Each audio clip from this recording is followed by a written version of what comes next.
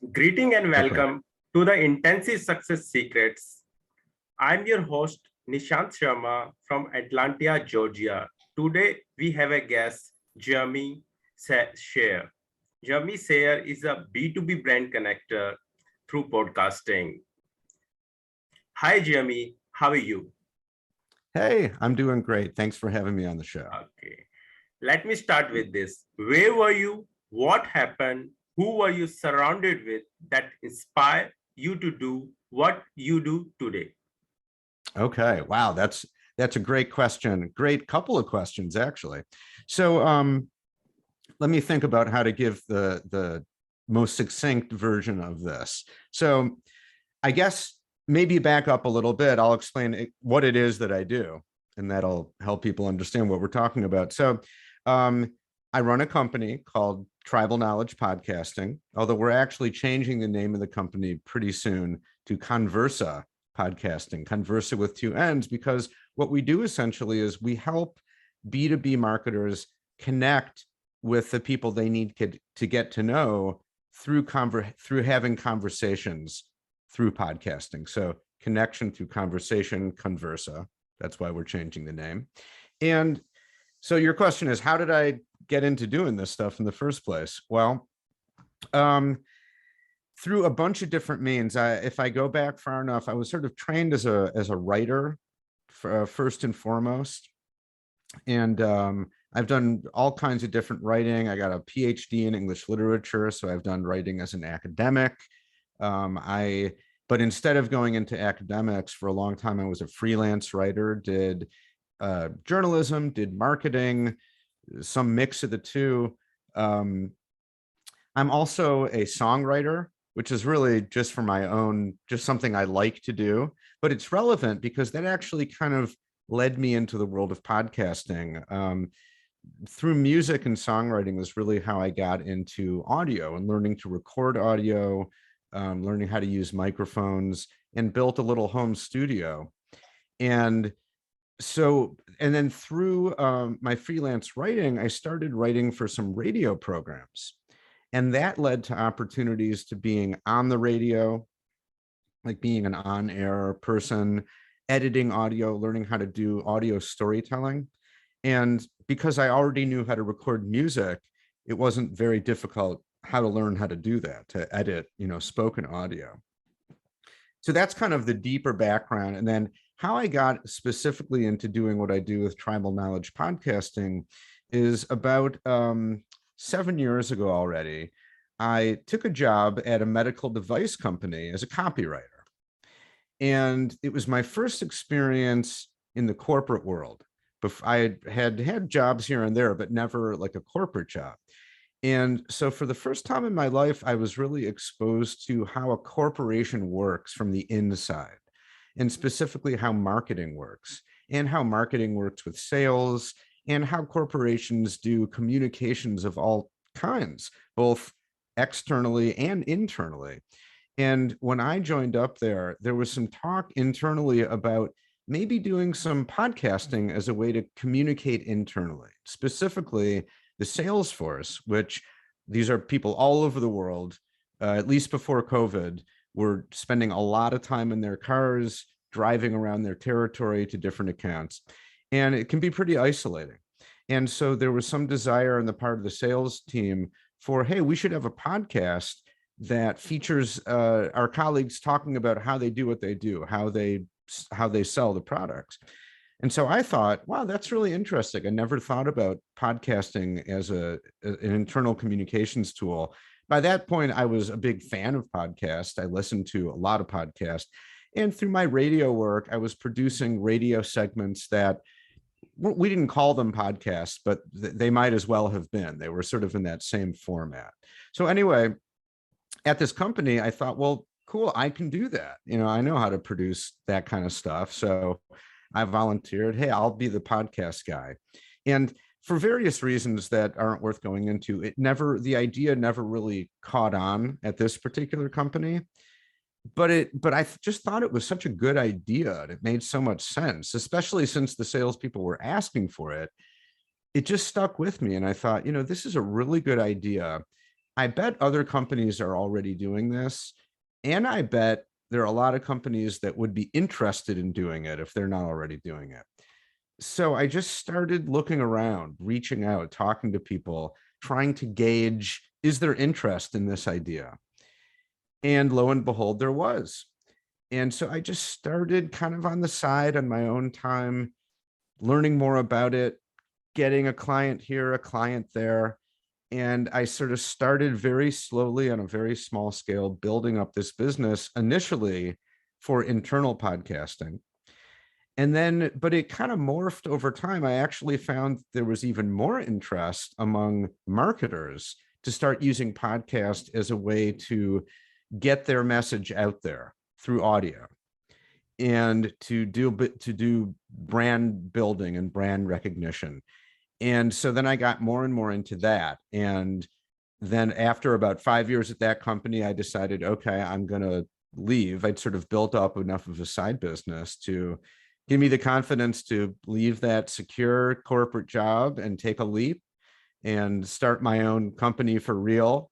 And this time, not just as a freelancer, but as a whole, like a real company with marketing and sales and a team and all that good stuff. And that was, as I said, about 3 years ago. But that's what sparked the idea in the first place, was being in this corporate culture and kind of seeing firsthand how podcasting could play a role in the business world.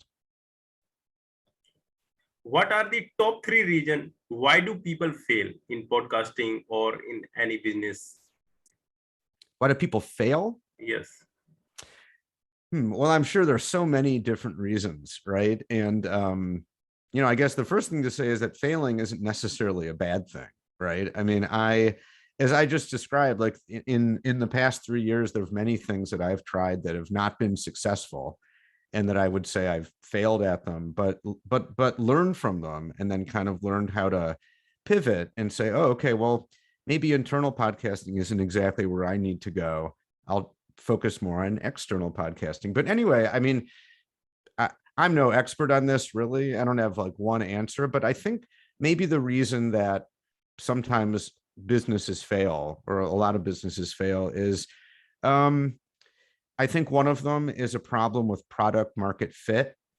When you have an idea for a product or a service and you kind of leap into it, and it turns out that, hey, there's not a really good market for this.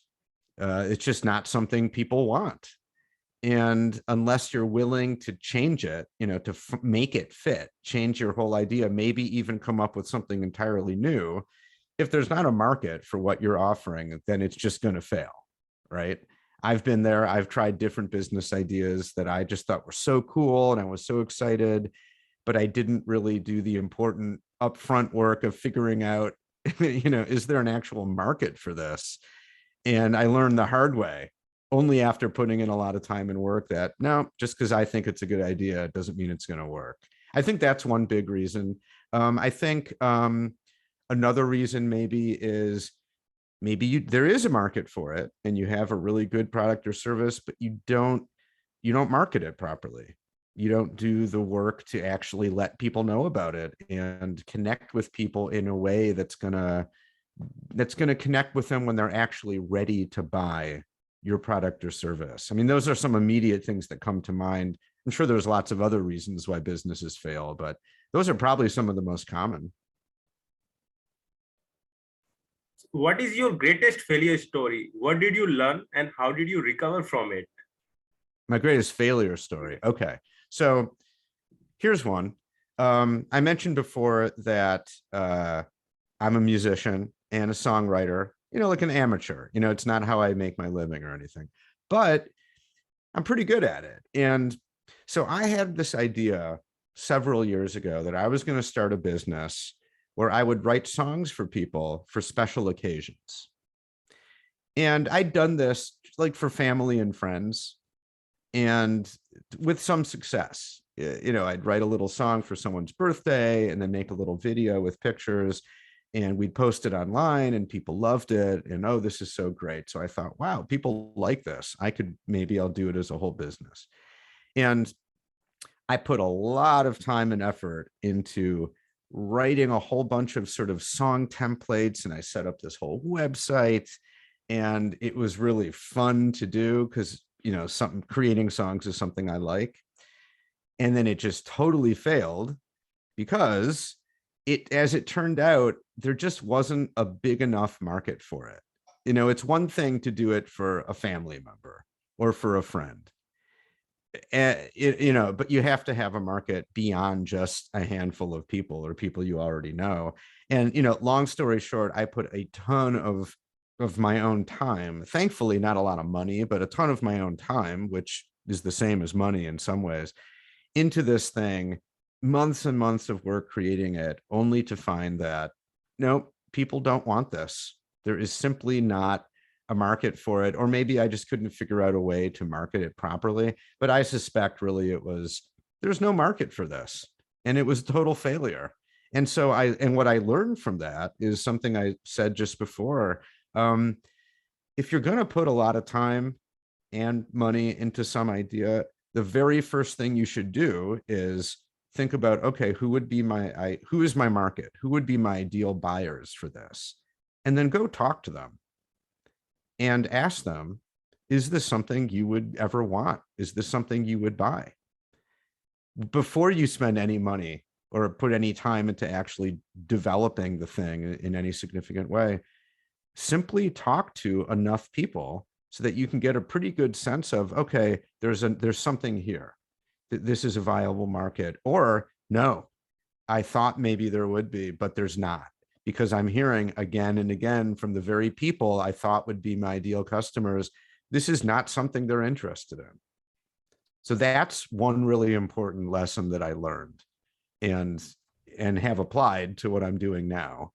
And thankfully what I'm doing now, actually there is a market for, so I'm having some success with, but I learned that lesson the hard way. How do you find your ideal client? So I find my ideal client pretty much exclusively on LinkedIn, because I'm a B2B business. And so LinkedIn is the social platform where people go to kind of talk about business matters. And so that's kind of how I find the people I know who are my ideal customers. But maybe are you asking, how did I figure out who my ideal customer was in the first place? Is that part of the question too? Yes. Okay. Yes, right. Well, it was partly through sort of common sense and reasoning. Once it became, at first, when I thought that my focus was really on podcasting as an internal communications tool, I thought, okay, well, then at a given company, who is it that makes decisions about internal communications?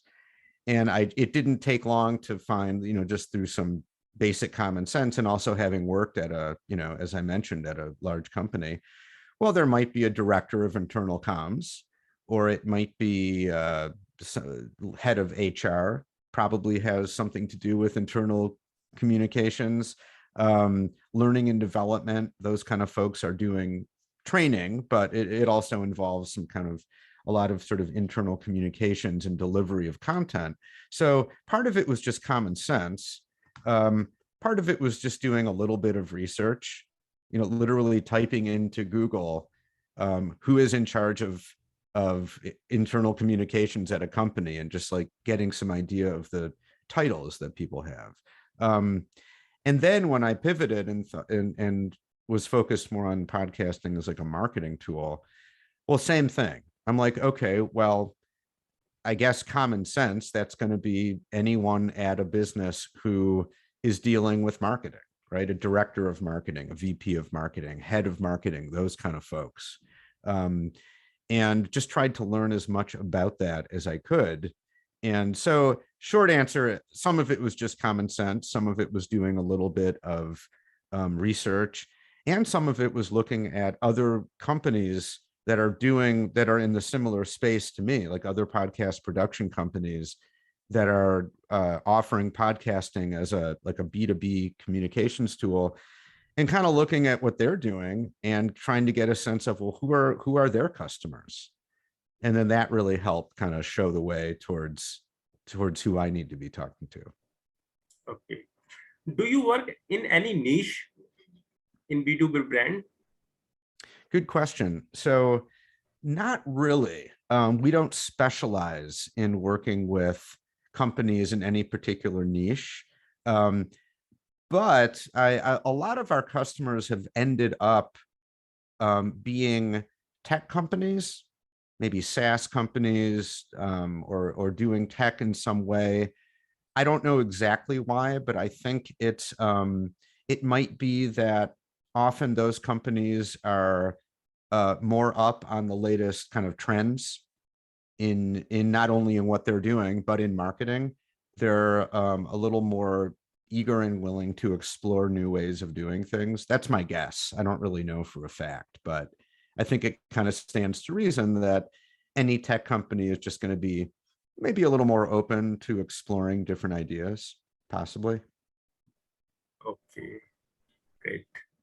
So how do you deliver 5-star client experience?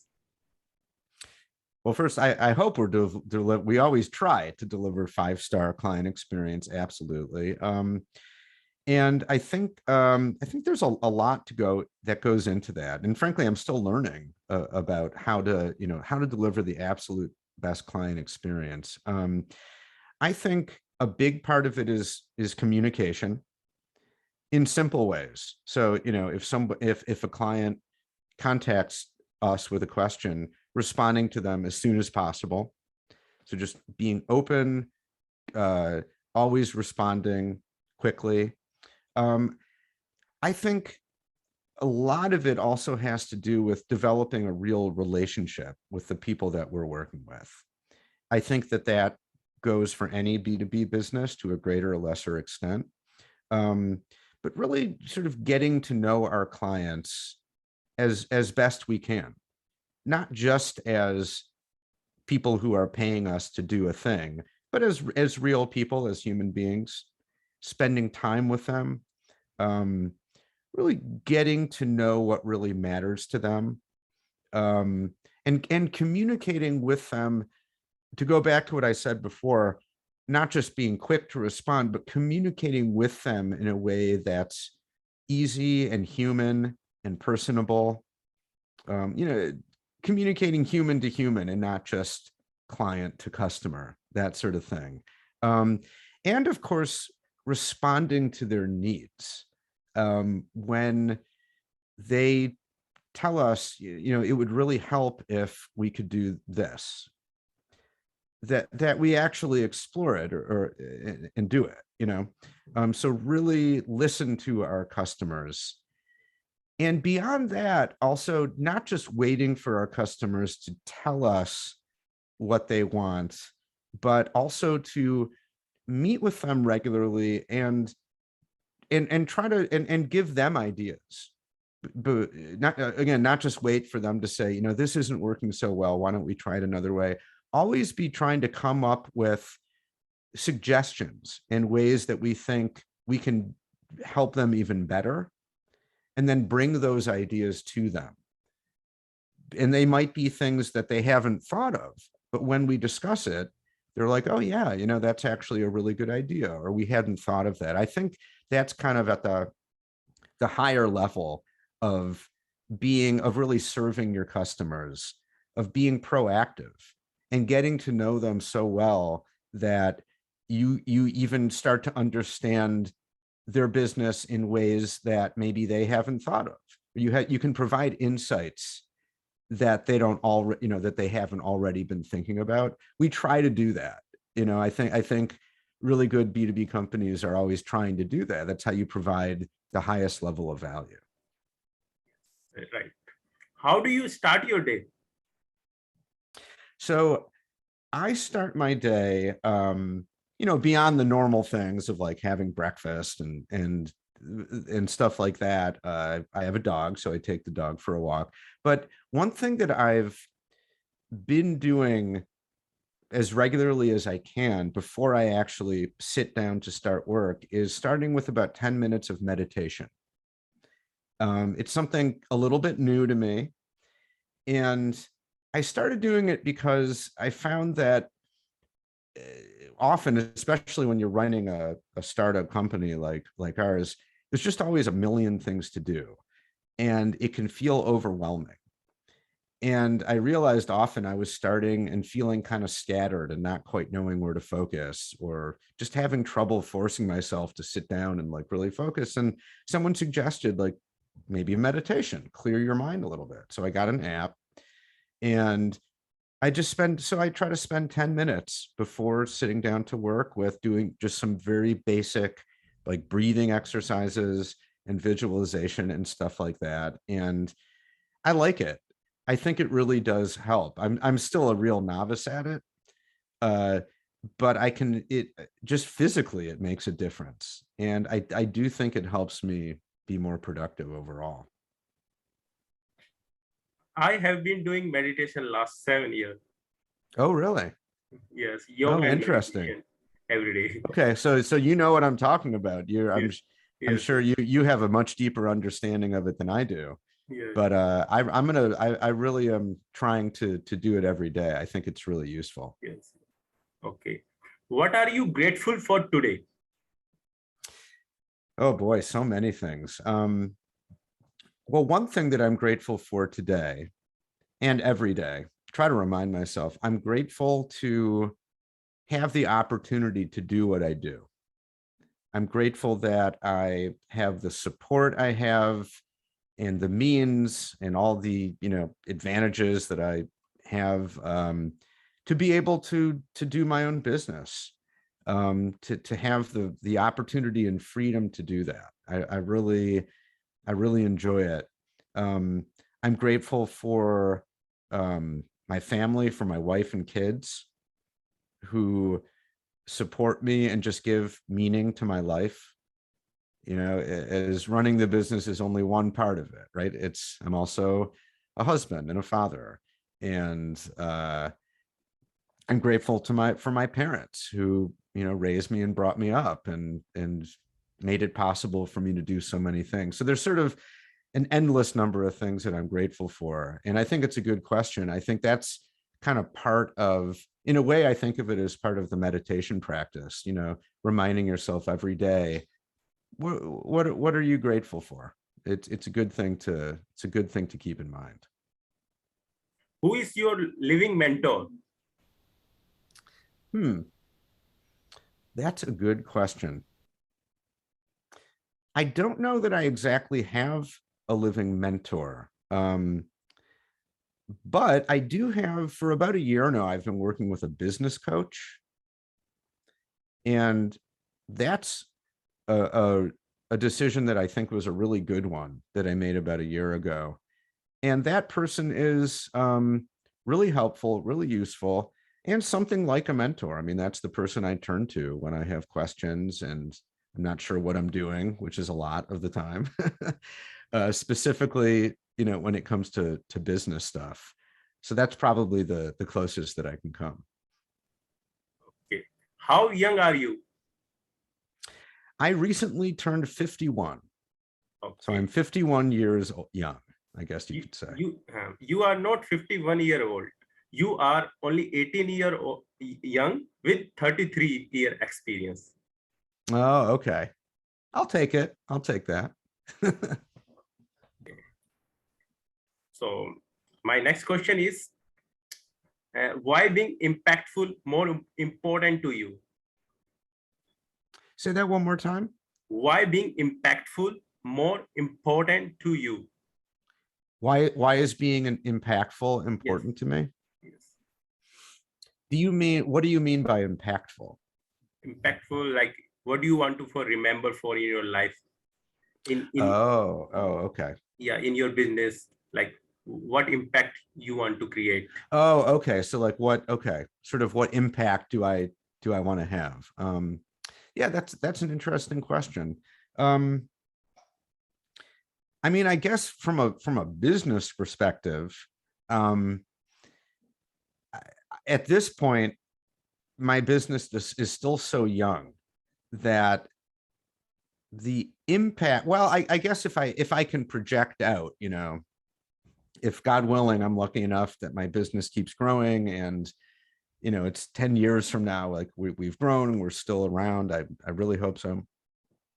I hope that we've played a role in helping more people learn about podcasting and how for B2B businesses, podcasting can be a really useful tool to help businesses grow and kind of be part of that conversation, be part of that community, be part of the group of companies that's helping people grow in that way. I mean, that's one way that I hope that the company can be impactful, that I can be impactful as the leader of the company.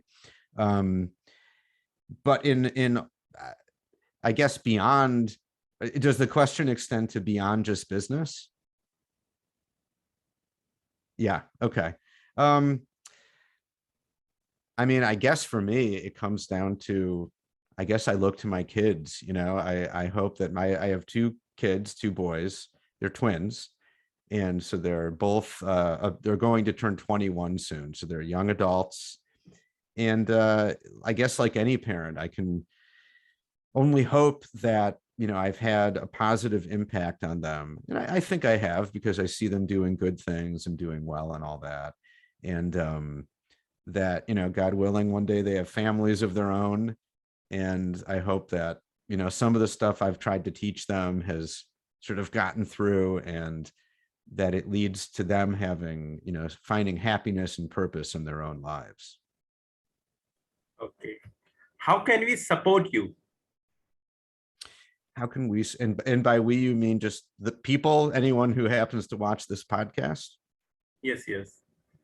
Well, so I suppose you can, if you're interested at all in podcasting, if you're a B2B marketer or somebody who is, you can check out our company. As of right now, it's we're still called Tribal Knowledge Podcasting, and our website is tribknowledge.com, TRIB knowledge.com.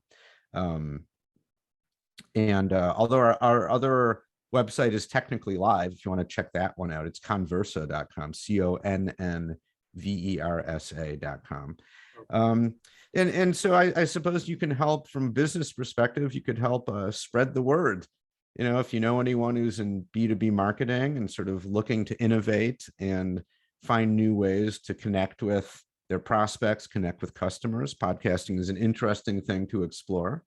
So that's one way you can definitely support us. And I suppose the other way is I spend a lot of time on LinkedIn, and I try to post every day on LinkedIn. So if you're interested in anything I'm saying and you're on LinkedIn too, maybe look for me. If you see my posts, let's talk, let's engage in a discussion. That would be fun. Okay. And what is your final word? My final word for all the good people out there. Wow, that's a lot of responsibility to come up with one final message. Well, I guess I'll, in my own humble way, maybe for anyone who's watching this or listening to it, who is maybe like me, kind of still in the earliest stages of starting a company, or maybe even better, for folks out there, entrepreneurs who are watching this podcast because they want to be inspired and they want to start their own company. Maybe my final word is do it. If there's anything that you feel like it's holding you back, or you've wanted to for a long time, but you just haven't been able to do it, maybe you're afraid of it's not going to work, or afraid of failing. I can say I have exactly the same fears. I've been there, and I'm no expert or guru or anything like that, but just take the leap and do it and try it. And the worst possible thing that can happen is it doesn't work out. You fail, but that's okay. There's no shame in that, and there's nothing to be afraid of. I can say for me that I've tried all kinds of different things in my life, tried different career paths. And what I'm doing now if I feel like it took me, decades to come to this, and I'm not holding myself up as any kind of awesome success or anything. And there's no guarantee of success in the future. But what I can say is that what I'm doing now, running this small podcast production company, I really like it. And I finally feel like I kind of found my thing, but it took a lot of trial and error and a lot of falling flat on my face to finally kind of figure it out and get here. And it took some courage to keep on trying and keep on trying to find things that were going to work. So, if any of that resonates with anyone out there, and I hope it does, just keep pushing, keep trying until you find the thing that gives you a sense of mission and purpose and fulfillment. I'll leave it at that. Thanks for sharing your wisdom, Jeremy. On the behalf of Intensive Success Growth Community and our entire team, we are really appreciate you. Until the next time, all good wishes to you. Thank you. Appreciate it.